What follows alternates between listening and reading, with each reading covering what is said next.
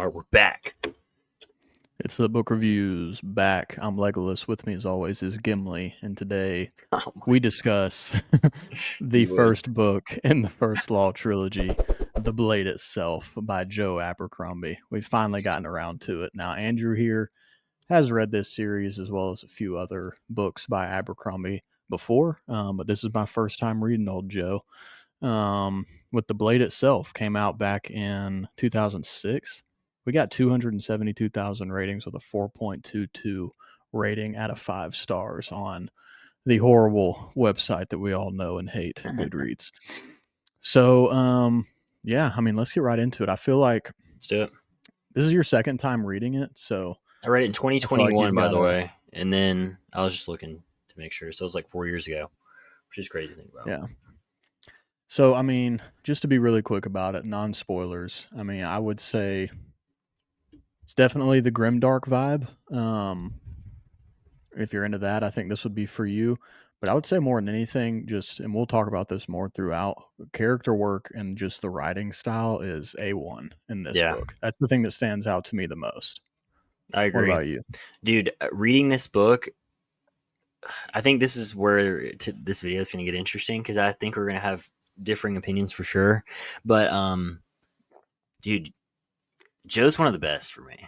Like, reading, as far as enjoyment of like I'm not talking about full all encompassing whatever, but I'm talking about just like sitting down and enjoying myself like as I'm reading. I mean, this book, there's like I'm just like laughing and it's just so up my alley when it comes to like the tongue in Yeah. cheek. Like everything is tongue in cheek. So it's super dark, Mm. but they're just real. They're real characters Yeah, and they're very the way they joke and stuff is so dark but so funny and like so it's like real humor, not like not to throw Sanderson under the bus, but a lot of times his jokes are just very corny. Whereas yeah. these aren't corny jokes. Like these are like, it's just a completely different feel. And honestly, if I could harness whatever Joe Abercrombie is, like this is my favorite kind of like writing. Like you were saying, like the actual if Yeah. I could read anything, any writing, it would be from someone in the Joe Abercrombie kind of universe. Yeah. Yeah. And I would to piggyback off what you kind of just said, that is one of my favorite things about this book. I don't have a preference necessarily, I don't guess, because I feel like I just haven't read enough of all the different types of fantasy there are to really know what my absolute favorite is. But coming fresh off of, Wind and Truth, and I read so much Cosmere in 2024 to reading this, it is really nice having a more just realistic, Yeah. you know, It world to feels more live in. mature Like, too. The and it's writing, not even, something about it yeah, feels more mature to me, and I don't know the literary reasons why, like other people have, like breaking down at least Wind and Truth, but like reading this after Wind and Truth, it almost exposes it more to me how, like I love Wind and Truth, so I'm not obviously like we both loved Wind and Truth for like what it is, but dude, Sanderson's tone and Abercrombie's tone are so different, and it feels so much more of a like whenever I'm like, oh, dude, this feels like YA, I can't really explain what that feeling is. It's just the antithesis of how Joe Abercrombie makes me feel. Is like what I've never yeah, truly read a lot of YA, so I don't even really actually know. I'm just like kind of stabbing in the dark. But like reading Joe Abercrombie, it's like, oh, this is for adults. Like when you're reading, I'm like, oh, this feels mature. Like the writing's mature, the character arcs are mature. Anyway, but that's yeah. how it And I makes think the inner dialogue especially is just more yes, realistic for each character. Whereas like I feel this is a really blanket statement and it's not true 100% for all of Sanderson's work, but like at a very, you know, general broad sense, I feel like your inner dialogue for a lot of Cosmere characters, which is all the Sanderson work I've read, is like one of your POVs is going through something or whatever it may be, and let's say they have a really selfish thought. In that same dialogue, or very shortly after, that character's like moral and altruism will come through quickly, and they'll realize, oh, that was a bad thought of me. Whatever it was, I need to fix that. I'm gonna work. I'm gonna get better at it. All this kind of stuff. This really idealistic yeah, version of a human's inner dialogue. Whereas reading Abercrombie, I hate to say it, I said this to you before, there were more relatable inner dialogues with all mm. these characters because they're selfish. They want their own, means to be met or needs met, I should say. Blind And like obviously, too to like a lot of things where they don't even realize what they're saying. But only you yeah, as the yeah, reader can see it. yeah, exactly. Like yeah, it's that's another good example is the inner dialogue will be one thing, but then how they act is different, which we're all doing a lot of Oh the yeah, time throughout our lives. So it's just very realistic in that sense. So I really enjoyed it in that way. Again, to kind of stay non-spoilery, character work, writing is great. I've skeeted through this, especially yesterday. Just nice. right on through it. You know what's funny is I actually meant to say yeeted, Hey but man, that mind stays in the gutter, that I inner reckon. dialogue, dude. That inner dialogue, bro. Um, but yeah, so I mean, I went through it really quickly again just because of the writing, and even though I don't mean to say this like in a bad way, even though there's not like a bunch of crazy stuff happening left and right, the pacing is just so good. It's just really easy to just skate on through. Yeah, So it's a really good read. I would definitely recommend it to anyone who is into fantasy, especially if you're looking for more grounded, realistic kind of fantasy. Definitely less fantastical elements like magic and world building, at least in this first book. But again, the character work and the writing, makes you stick around for sure. yeah. So Just to I give, gave it yeah. What'd you give it? I gave it 4 out of 5 stars. It's a high 4 for sure. I think the reason, if anything, it just again enough stuff I felt like didn't really happen to where I really liked it and I like what's set up. But when I'm thinking about the books, especially fiction that I've given 5 stars lately, Oh, it don't just worry, wasn't brother. I quite on already that went through and level. I screenshot a lot of your 5 stars, and I'm gonna bring them up later and be like, I so this mean, one's you're better. welcome to. You're Yeah, welcome to. Um, So yeah, I mean, it's 4 out of 5 for me. Really enjoyable, but not a ton happens in this first book, and it feels like a lot's getting set up. But again, I don't want to get into too much of that in non-spoiler. But I would recommend it to anyone. There's no one who I would say, nah, don't read that. It's not like good enough. I would definitely recommend it. And more than anything, I'm very excited to read the second one. Again, just based off what is set up, and now that I've read some of his work, I fully trust in Abercrombie. So yeah. 5 I out would. of 5 for you, I presume. Oh, for sure. I mean, it's just top tier writing. So I mean, I've also read the full trilogy, so there's so many things that I'm catching this time around that you know, when you're first reading a series, a lot of times you're kind of drinking through a water hose, and just picking up Yeah. whatever you can. I mean, dude, there's so many like things that he's dropping, and then I'm like, wow, I didn't even. They're like these characters that are saying things, and I'm like, man, like it's just it's gonna come full circle. And so anyway, but for me, yeah, 5 out of 5. If I'm just gonna kind of give a broad statement of what this book even is, though, for someone, because I know he said like what the strengths are that Abercrombie has, but as far as like what even happens in this book, like what is it about? I mean, essentially, you have like I would say three main POVs. You have like a guy from the north who's like a proven warrior, so to seem, who is kind of having a lot of internal dialogue about if he wants to be a killer or not. Then you have this like royal, like not royalty, but like a noble, like bratty kid who is essentially like training for a tournament. And then who would be the last one? I'm an idiot for not remembering who. You haven't talked about the Glock Doctor. Oh my gosh, dude, that's I mean, come blasphemous, on, dude. come He on, is dude. this, and dude, that's where to me. So Glockta is a character in this series who is a cripple who is kind of he had a huge like a super bright future or a super bright past. Sorry, that is. And long story short, he's a cripple now, and now is an inquisitor. And dude, his internal dialogue. I mean, it's top tier, dude. I've never read better in like internal dialogue and had a more real character in my opinion. So he alone, it's like I could not rate this book lower than a 5 solely because of like Glotka. But anyway, and his storyline only gets better. I do agree though, like upon looking back, this book is not like plot oriented. Like it is character Yeah. driven, and that is how Abercrombie is anyway. Like he's going to use literary devices, and like the way he like just tells the story itself can be so unique. Like as far as how Mhm. other people would do it, how he switches from POVs. He doesn't. Mhm. I like that he doesn't stay consistent. A lot of people, it's like, all right, I formatted this book from the beginning like this, so you're going to get this. Like let's say, See, I felt kind of used to that from Sanderson though. Like as the book gets closer to the end, you start kind of jumping POVs Yeah, within a chapter. yeah, I yeah. didn't mind that No, I at love all. it. So he gets Yeah. even more creative. I know we've talked about this in because he has some solos in between, but he does some other things that are just super cool. Oh yeah, that Um, thing he does in the with Heroes the that you've told me yeah. about. Mhm. Yeah. Apparently, he does that again in the Age of Madness. I was listening to his interview, but anyway, he's just so good as far as like that dark humor, and then just setting kind of the tone. But then also something that he does, like if you're looking for something different character wise, something that like from I didn't really, I think I didn't fully realize it until I was watching some of his interviews and his mindset on writing. That I think is a lot different than other authors.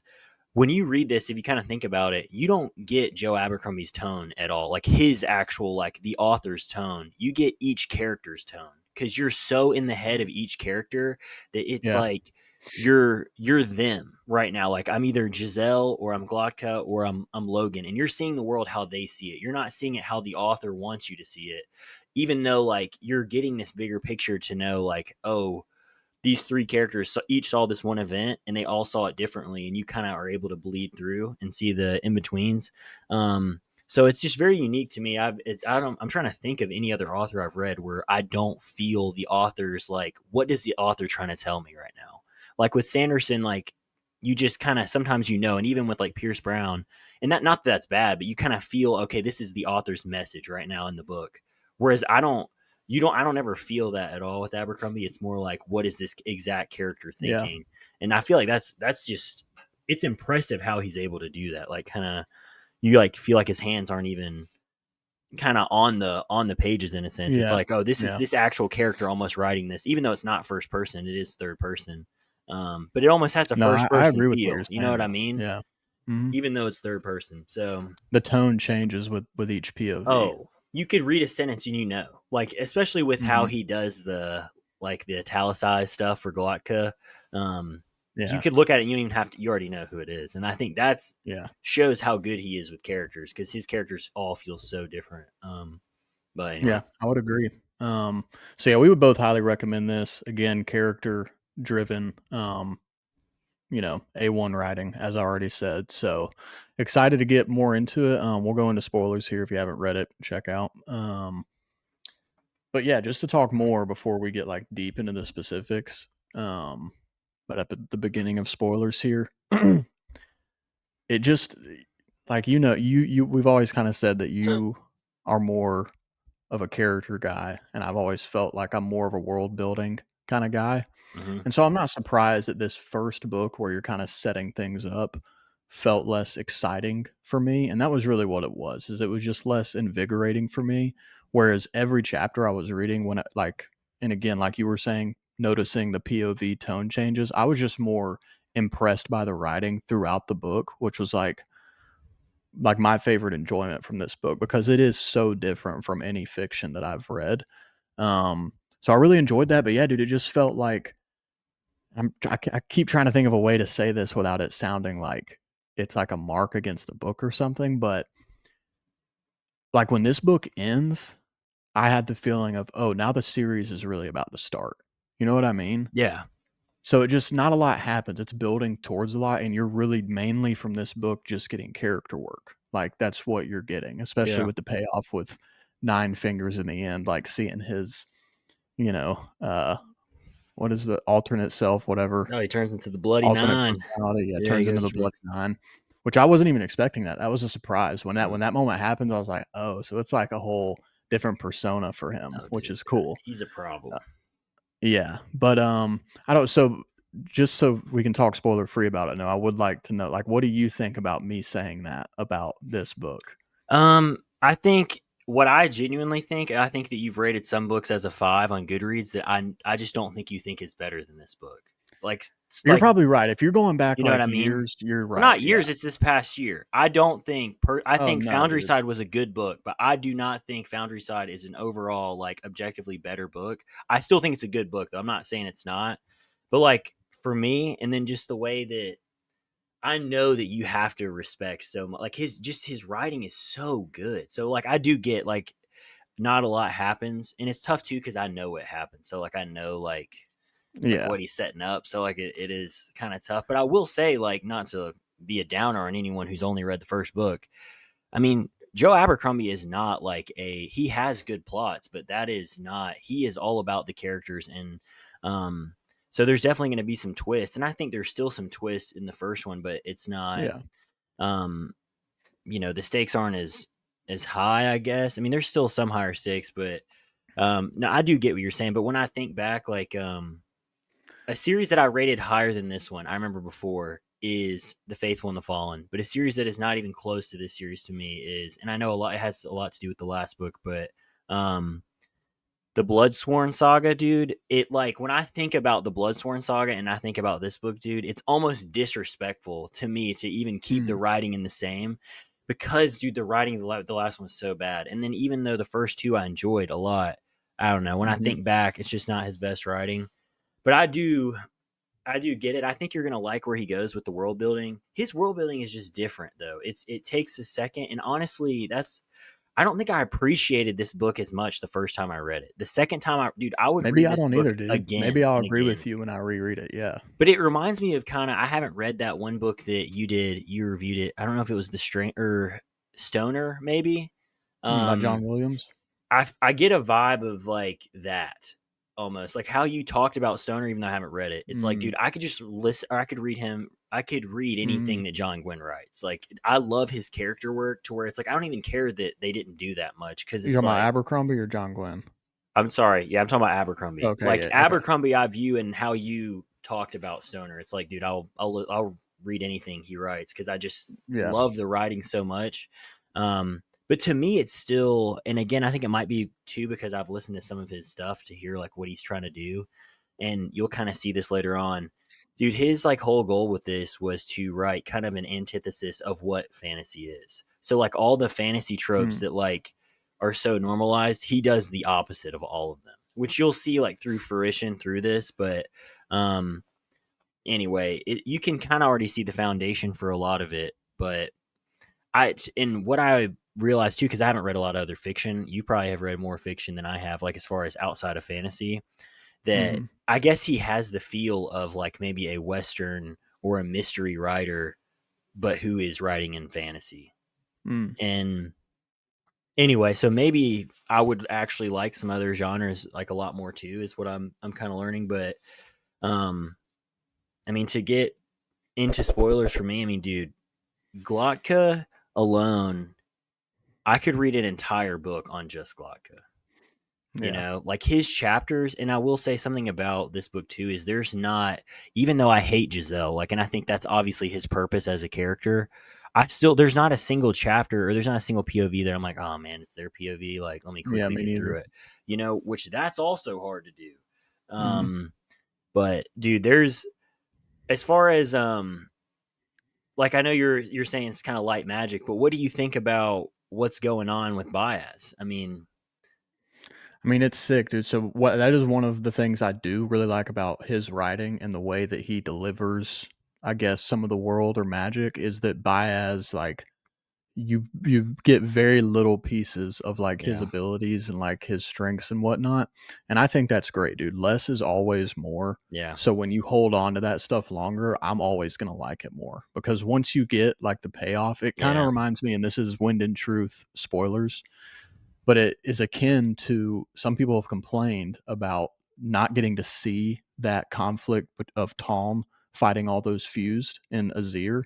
But to yeah, me, that was one of the best moves Sanderson could have made in this book, because you still have something huge as a fan that yeah. you are waiting to see more of. I And I agree. think that's good. Even if you don't even fully resolve it by the end of a book or series, I still think that's fine, because the more and more I read, and even with movies and shows, the more you can leave to a person's imagination, the more they're going to enjoy it, like 9 times out of 10. Because if Yeah, you're a reader or you love films or something, you're probably a bit of a creative mind, like that side of your brain, functions higher than the other, whatever all that stuff is. But so whenever you leave some stuff up for Matt, I love that. So his yeah, presentation of Baez was great.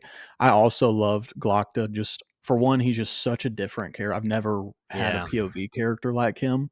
I mean, dude, probably 5 or 6 different times when he was just in his inner dialogue talking about his pain, I, like, physically cringed Yeah. because he's so good at describing, like, just continuous discomfort. You Yeah. know what I mean? hmm Um, When he and defecates Glock on is just himself and he has to have someone like oh, help him dude. out, and he's just like, it's just But you just you but feel it's it. You also feel his so pain. good, like, it's such a human thing where he constantly and the last line of the book is this, he constantly asks himself, "Why do I do this?" Yeah. And he's asking, like, really, "Why do I do this to myself?" But then in one moment of the book, you get him going, "Well, it's either this or I go home and have my mom dote over me all day, like Yeah. the broken child that I am."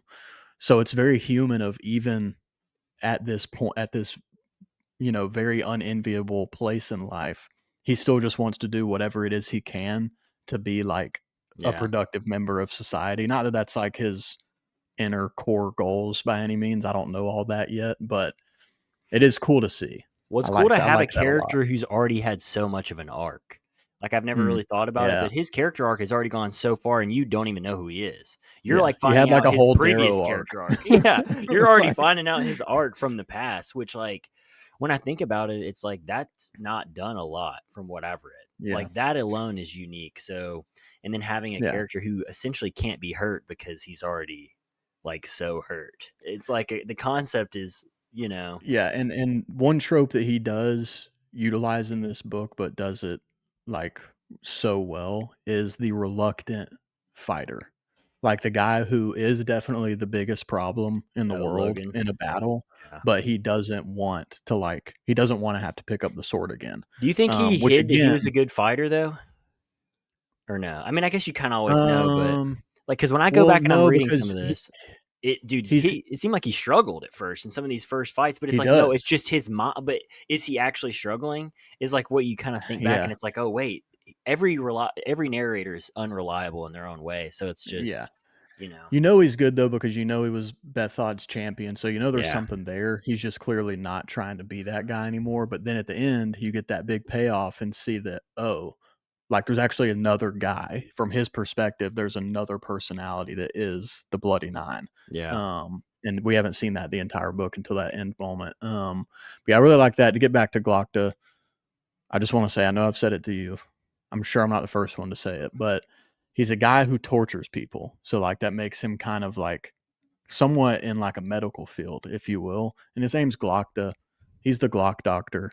I mean, that's what I'm calling him. Every time I see Glockta on the page, I say Glock doctor in my mind. It's just I don't know why. I mean, there's no Glocks in this world, Yeah. but it's just Dude, Abercrombie had to know he was doing that. oh, for sure. His internal dialogue though, especially at the end when he's talking to Salt when, I lost his name, but the guy that they bring in, um, Ruse.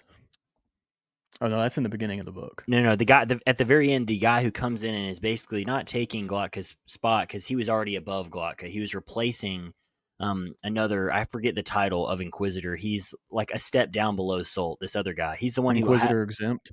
I guess he's the one who essentially sends all of the Procticals or the Proctals or whatever you call them to Practicals.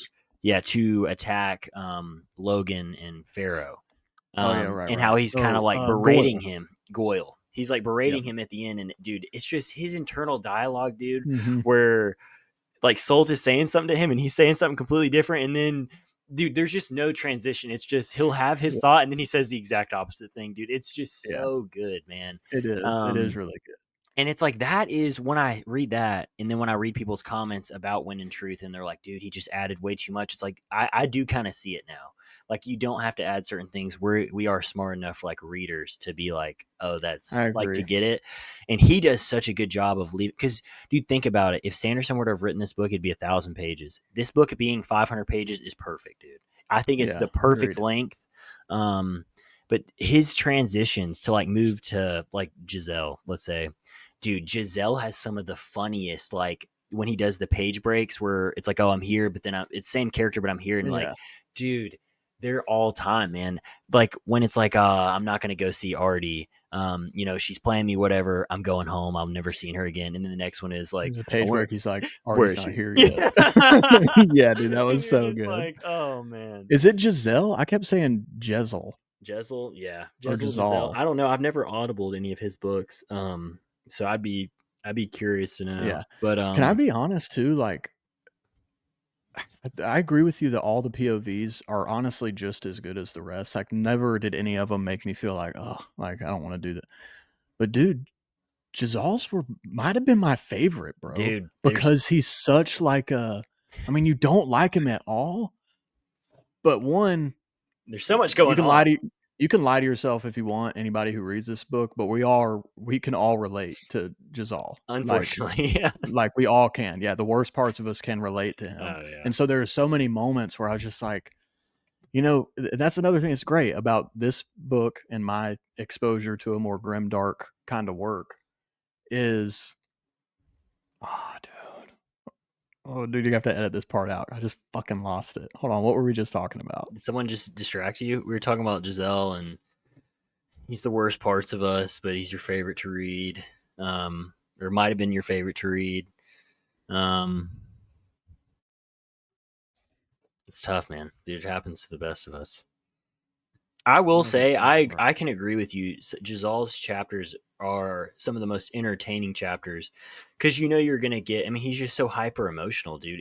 He's so influenced by his current time. So it's like Mm, one moment it's like, oh no, I'd never be interested in a low blood like that. Then Artie touches him and he's like, dude, she's the most beautiful person I've ever seen. It's like, yeah. dude, his up and downs are just, Yeah. but it's done in such a real way to where it's so It's so believable. real. Everything about him is believable, dude, and the way that he looks on contempt at everybody else, dude, is Yeah. so good, man. Oh my Yeah. gosh. He just looks at other people and just is judging them so hard, man. Oh, Yeah. but I really like his were probably some of my favorite POVs. I really wish I could I was just about to say something that I wanted to say so bad. I mean that dude, pisses me off. there's I'll tell you how I something that I remember. want to help you catch unless you didn't catch it. Is there oh, some of the favorite my favorite POV changes too were during the fight. Um where like the fight between Gorst and Oh Giselle. yeah. Yeah, I like that Dude, too. That was good. dude, he just does such a good job, man, and it shows too in that when the moments when you can tell Baez is like infusing him, and then the moments that he's not, and like Yeah. how just so different they are. Yeah. And I remember Um, what I was gonna say. all right, go Okay, go. so when you're reading a lot of fantasy or fiction, you're always looking for who am I in this story? Like Yeah, who would I be if I were put in this? Would I be more like Adolin or Kaladin or Dalinar Shallan, like if I was in the Stormlight world? But again, in those kind of books where everybody has this idealistic virtue constantly in their inner dialogue to some degree, none of them are really that relatable. Obviously, there's all kinds of different things that are relatable about those characters. I'm not saying they're not at all. But but as a reading whole, characters like Jazal or Glokta is just so much more like, oh, hmm dude, I identify with this piece of crap so well. yeah, Like, and I don't know if that's just me exposing that I'm just trash, but like, I feel like these characters are just so much more real to like yeah, the human experience. Because we're all selfish, we're yeah, all messed up and broken. So seeing a character like that, because I don't know if his arc is going to have any redemption or good moments to it, but there are moments every now and then that even for a shitty character like Jezal, where he realizes like there's one moment when he's thinking about Artie and he's being selfish about it. He's thinking about how she's hot, but then he's like, but would that be good for either one of us? And he thinks in his head, not even to consider myself, but what would happen to her? Like if people yeah, found out, she would just never have any chance like in society. And so there are moments where the good like that's yeah, in all of us creeps out even in a character like him. So that's what I was going to say is there's just even if it's not to the side that you want to admit is in you, there does feel like more relatability sometimes with these types of characters than with the super idealistic, you yeah, know, knight in shining armor like Lord of the Rings esque character. yeah. No, for sure. Um, like the reverse of that is the same point you're making. Is West is one of my favorite characters in this Oh, dude, series. Wes was great. And he I is kind liked of his the stuff. opposite, where it's like, dude, you feel for him. This man is just because mainly you get it from Gisal's perspective, but you kind of get reinforced from it from others. But Gisal's perspective is so warped. It's like, does it really matter that much of his birth? But but Right. but then you realize it does matter. But I mean, essentially, he's had to grind for everything he gets, and then Artie shows up and is kind of not helping his case. Which I mean, then you find out the reason why she's so sad and stuff. So it's not like you still feel bad for her, but the moment when he hits Artie, dude, that moment was so Mm, real to me in a sense, like, because not that I'm not condoning, violence, which obviously he immediately regrets it, which I'm sure a yeah. lot do, but I mean, dude, Artie could have done so many things differently to not lead to that, but then so could have Wes. And so it's like that realistic moment of both Yeah. of these people are in the wrong in a way, like in certain aspects, but you just feel for Wes because it's like, yeah, you don't love that he did that, but it shows it's a real thing where he Well, is and it's all a that stress is just building and building and building, yeah, and he's kind of blocked off this whole past. You don't even yeah. know because his POV has blocked it off. It's kind of a Shalon esque thing, and then But it's it's like, also it reinforces that trope of like hurt people, and yeah, like the Star Wars trope of you became the very thing you swore to mhm, destroy, the Batman trope of you either die a hero or live long enough to see yep, yourself become the villain. Like he's doing the very thing that their father did in abusing them as children now to his sister, and he sees it in a moment, and that's just such a real thing, dude. Like usually I heard someone say once, like, I don't know if it was a YouTube video or a book or what. They were talking about how like the things that we often hate as characteristics the most in other people are very often the characteristics about ourselves that we are blind to the most. yeah, And subconsciously we hate those in others because we hate it about ourselves. And so it was just a very yeah, uh potent moment in that book because you care about West. That's like late in the story, yeah, later, like it's the second half. You care about both West and Artie, and so you hate this for both of them. Obviously, Artie's the one being victimized here, but because you know West's inner dialogue, he's not this guy. You know that yeah, that whole day he had been struggling, had a bad headache, had gotten yeah, in all these arguments and stressful things, and then he just breaks and does the. I'm sure if you could have asked West if he was a real person, what's the one thing you hope to never do?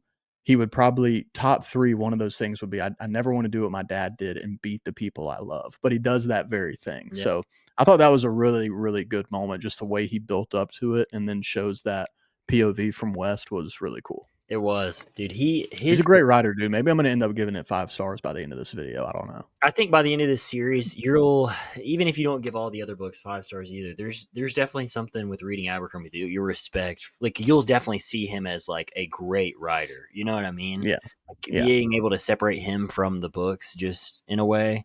Um, Hmm.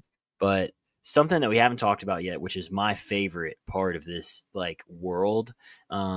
And a lot of the standalone books deal with this, and then you get a bunch more of their like a bunch more action from them in the later books, but that's Dogman and crew.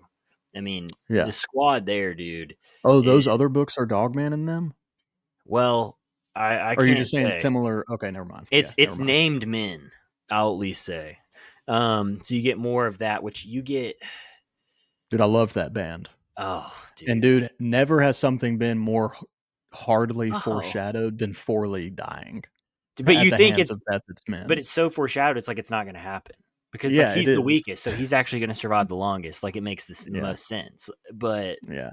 And he's like, "Nah, dude, bro's head has been separated from his body." that was a Pierce Brown esque kind of moment of like, Yeah, wait, he's dead. Like it's not like oh he gone. they use someone else's head to make him think no like that's him and he's gone.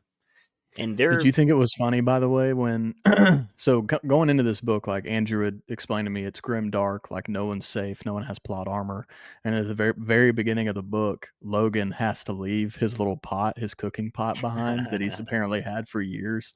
He has to leave it behind because he has to travel light, and I was like, dude, nobody's safe. That pot body got left safe. by the river.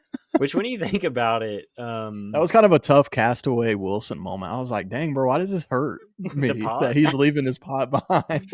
yeah.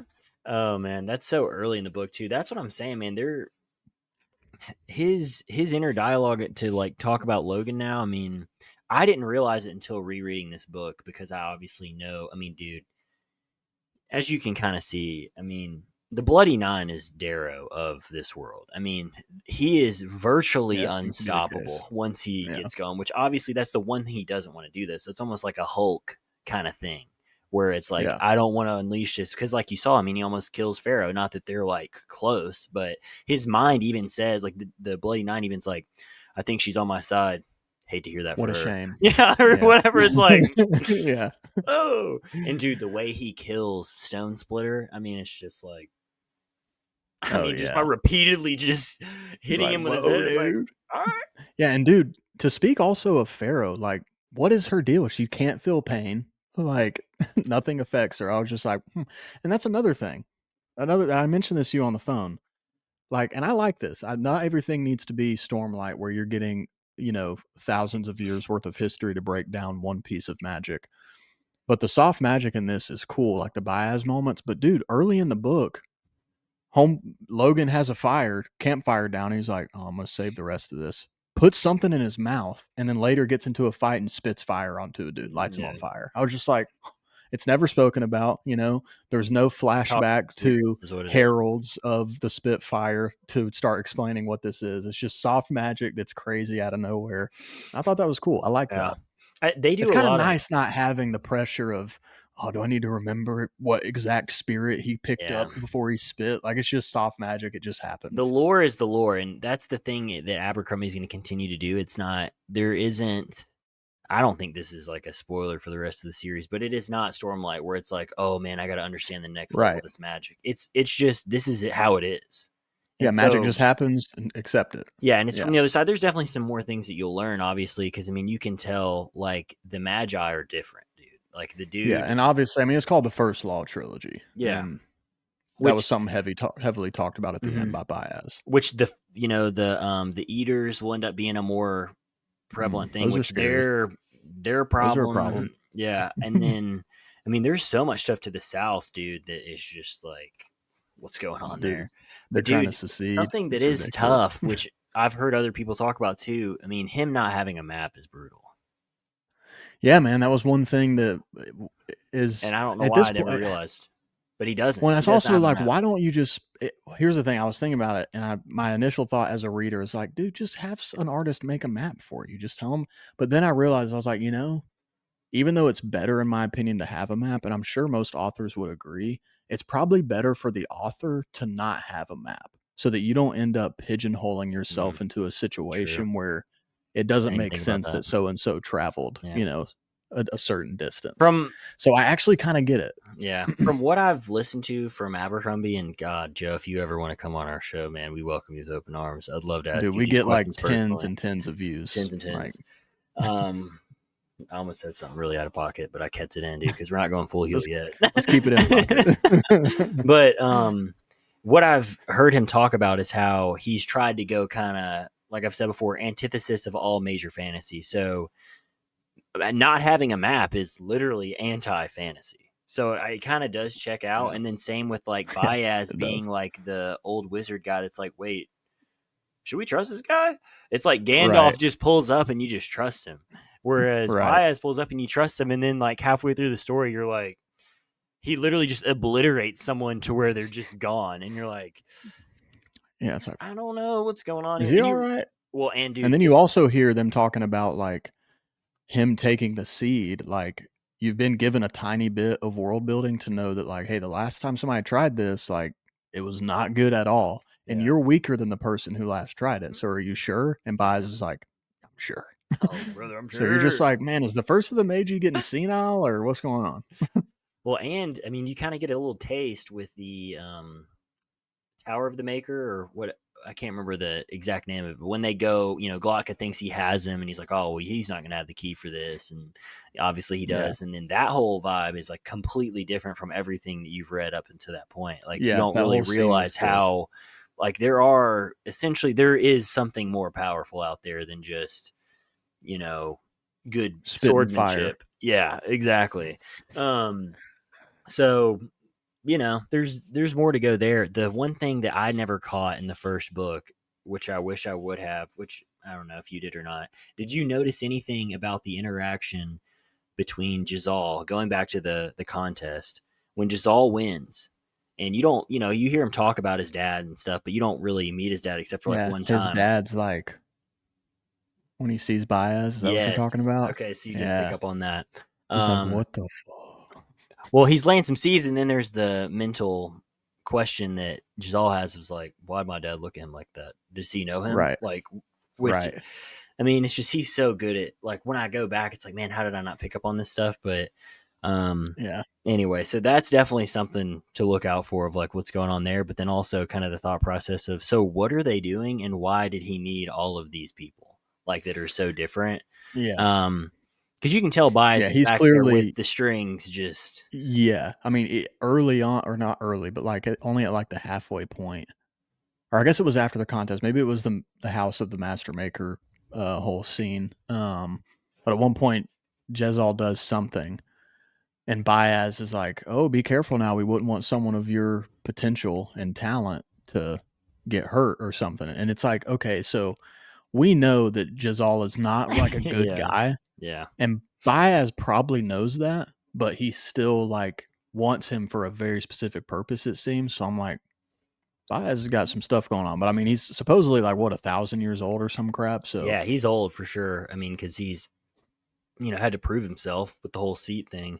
I will say yeah, to kind of talk about something different than this book has, dude. The politics of this I really like as far as just the idea of even having that closed council and like just all these power players just trying to move things in hmm, their own way. And so right, it's just it's enemies within your group that's technically your yeah, allies or your yeah. same people working with you. I mean, dude, because it just puts for so many power plays, which obviously with Glotka getting sent to Dagasa Dagska, Dagoska.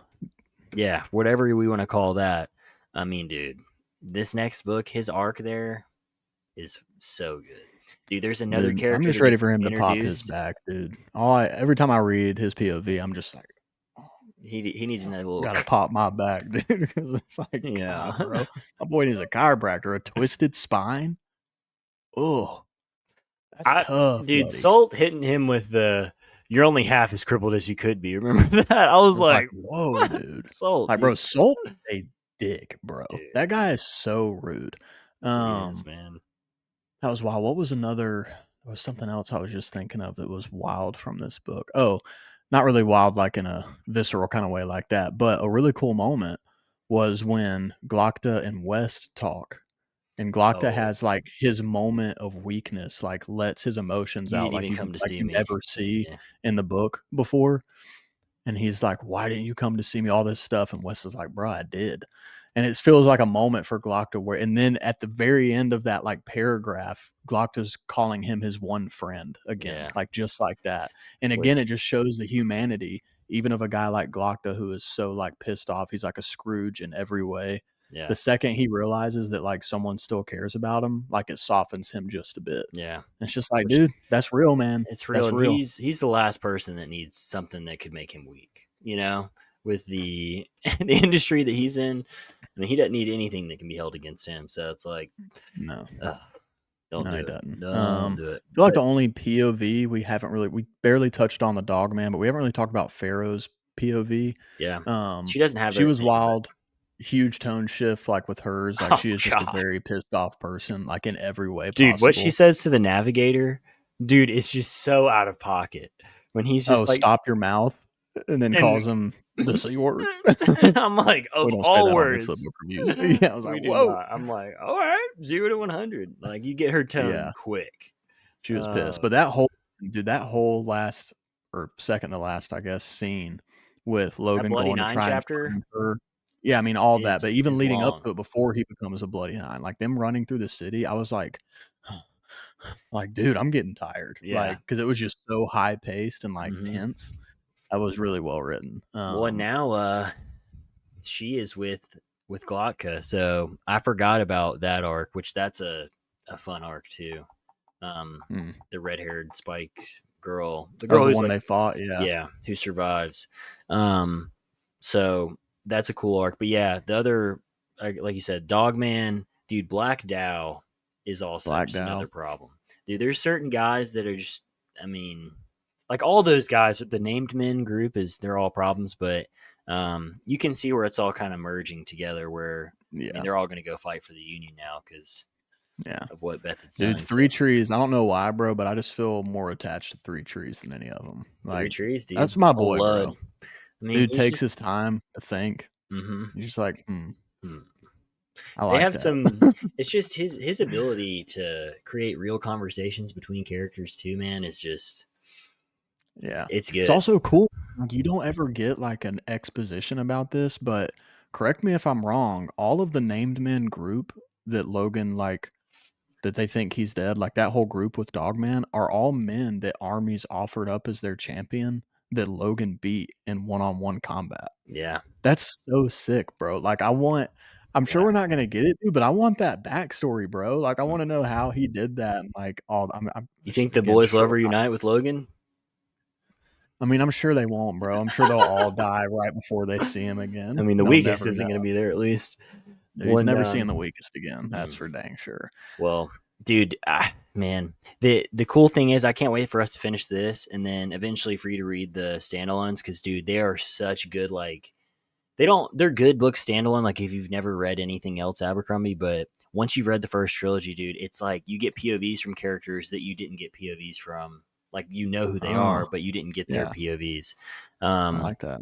So anyway, but dude, this next book, there's this guy named Costa who's in the next book. And for anyone who's like hadn't read the next book yet, dude, Costa is one of my all-time favorite characters too. Like he's so despicable as well. It's just almost Mm. another he's like a combination of Giselle and Glotka, if that makes sense. Ooh, Um sounds like a problem. so but what are your do you have any predictions for so as far as where the book ends, you got group leaving the I don't know. You almost want to call them the Fellowship. The Fellowship is going off to the end of the world. They're Hmm. looking for whatever the seed is, and then you Yeah, have Dogman and crew coming to fight for the Union to fight against Bethid, whatever yeah, that entails. And you have Glodka getting shipped off to whatchamacallit, to Dagasa or whatever, where they're getting yeah, invaded by what seems like a huge problem from the south.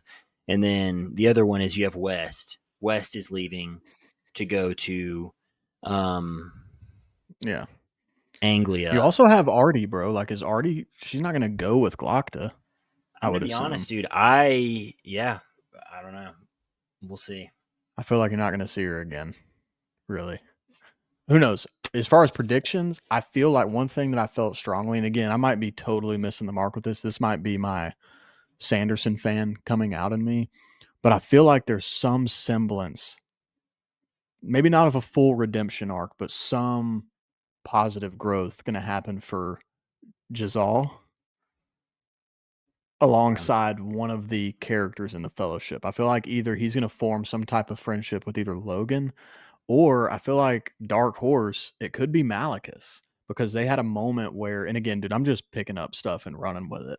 But there was a moment when it was just Jazal and Malachus on the ship and Baez was in the tub where Jazal was like, I guess if it's going to be any of them that I'm stuck out here with, this one's the best option. yeah, And I was like, dude, is that the start of him like having like a friendship with some dude that he would never have thought before?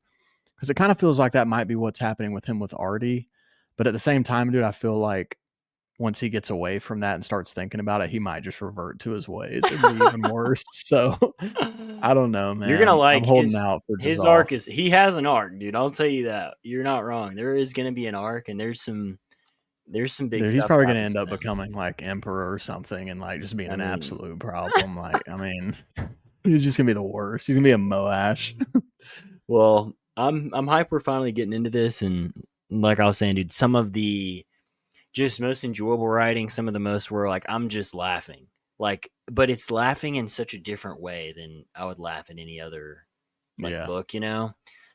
Just the humor is classic, dude. I mean, Logan looking at a fountain just being like Dude, that was funny when he was like, pipes, pipes. yeah, and they all Just think like, he's an oh my idiot. They God, all think dude, he's an he's idiot because of it, savage. but then you get his POVs and it's like this none of this makes sense, you know? It's like Yeah. what's going on here? Yeah. I mean, cuz you get a really good um kind of at least in my opinion, you get a good look into the mind of like, yeah, it would be so overwhelming to like live the life he's lived and then pull up to, Yeah. the Union Center and being like, Yeah. Those scenes were really well done too, where he like basically has an anxiety attack being in a crowded city for the yeah. first time. That was cool. The only person we haven't talked about who's really cool, who at least needs a 30-second talk, is the Yuleway character, the dude with like the Oh yeah, bangles on he his was arms. cool with Pharaoh. Yeah. Um, someone who, you know, he almost gives Stormlight vibes to me. Yeah, he You kind of know, does. like of Just one of those mystery. random mysterious characters who clearly is like is super. Who knows more than Yeah. he's telling? Oh, and he's Like, so powerful. I mean, when yeah. Pharaoh's trying to like essentially kill him or whatever, and she can't even like touch him, it's like, He's all like, right, girl, stop. stop Just that. go ahead and stop. And then he's like, you think you'll be all right by yourself? Run off. She runs off and immediately is almost killed. He's Yeah, like, see? try to tell you. But yeah, I think this book really was great. You might be right, dude. 4 stars might have been a mistake. I did really enjoy it. It really was just the fact that not a lot. I'm just a sucker for the huge epic stuff. Yeah, So it might have been just a attitude problem for me, but at no point did I not enjoy this book. yeah. So It's maybe different maybe I'm than wrong not to give it 5 stars. billions getting killed, like in a Red Rising Yeah. storyline, which is Yeah. tough. You know, it's tough to when Yeah, you for go on sure. grand scale like that. But um, would you at least say like the character work and the writing is like top tier? Oh, oh, top tier. Yeah, The writing and the character work like is 100%. I felt the same with his writing as I did with Brian McClellan. Not that it's the same, yeah. but that I was so pleased with the level of writing. Yeah, It was I just think so that's good, a man. good. Like, they are different, obviously, in their ways, but I do think Yeah. that's a good comparison, honestly. Like in certain Yeah. aspects. And again, just the enjoyment of the writing itself, even when maybe some of the plot elements that I typically desire were not there, it Mhm. didn't take away from my enjoyment because of the writing. Yeah, So I would recommend it to dude, anyone. you're gonna love Best Served Cold, which is the I'm like sure, my bro. favorite I'm hyped standalone. to get into it. But anyway, all right, well,